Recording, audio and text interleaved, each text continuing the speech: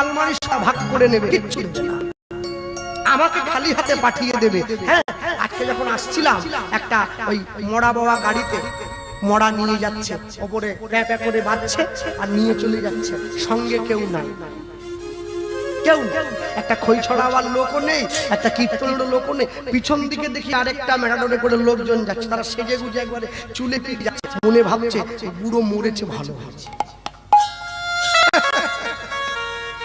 যার জন্য জমিদার হয়েছে বাড়ির লোক, তাকে একা পাঠিয়ে দিয়েছে, একটা হরিনাম নিয়ে একটু খোলখড়তাল বাজিয়ে নিয়ে যাওয়ার লোক নেই। এরা পিছন দিকে আনন্দ করতে করতে যাচ্ছে। এই সংসারের জন্য আমি নাকি প্রাণপাত পরিশ্রম করে যাচ্ছি, দিন রাত্রি সব। আমি মনে ভাবি মরিচিকার পিছনে ছুটে গেলে জল পাবো না আমি জানি, কিন্তু যদি কোনোদিন পাই সংসার মরিচিকা আমাকে তাও দেবে না, শুধু কষ্ট আর দুঃখ ছাড়া। এটাই আমার জীবনের পরম পাওয়া। হ্যাঁ, এটাই প্রাপ্তি।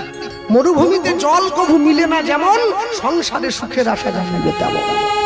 কেউ সুখ হতে পারেনি আজ পর্যন্ত, কেউ না, কেউ না। চোরের যে মা সেও কাঁদে, যে সাধুর মা সেও কাঁদে, কাঁদতে আপনাকে হবে।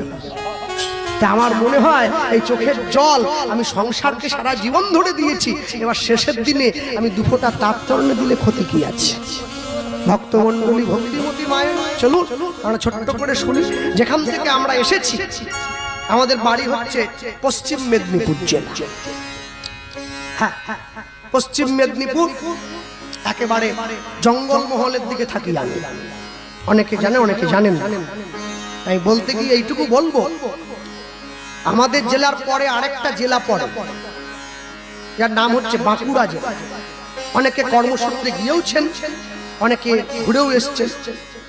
তাই আমার জেলার পরে যে বাঁকুড়া পড়ে, তারপরে বীরভূম, তারপরে পুরুলিয়া, এক এক